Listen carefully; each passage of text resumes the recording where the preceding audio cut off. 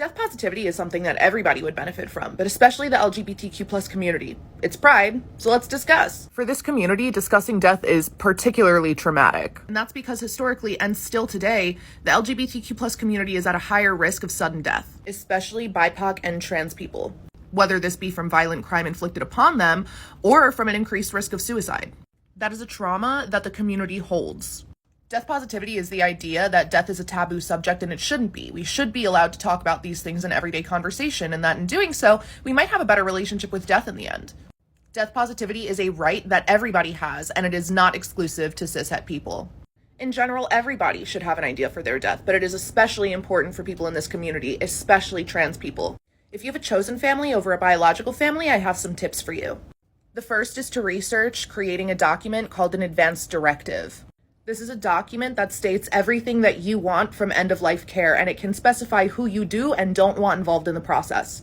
While you're creating this plan, talk to your loved ones and designate roles. You want both a healthcare proxy and a funeral agent. A healthcare proxy is going to make medical decisions for you when you are no longer capable of making them for yourself. And a funeral agent is a person who's in charge of your funeral preparations and whatever happens to your body post-mortem. In your advance directive, I suggest also clarifying how you want your body to be presented in a way that is affirming to your gender. If you want a burial, then start researching into different cemeteries that will allow you to use a chosen name over a legal name on a headstone.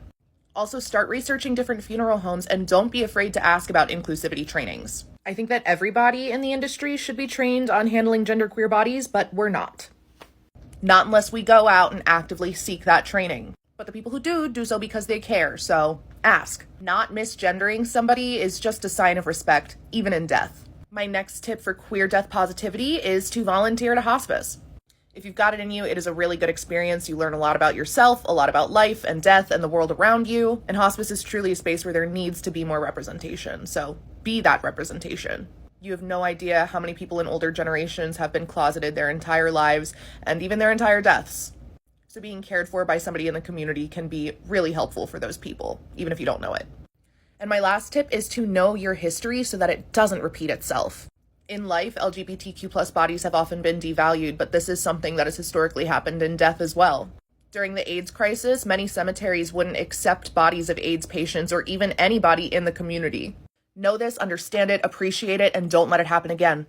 I'm running out of time, so here's a list of inclusive funeral homes, hospices, and death doulas.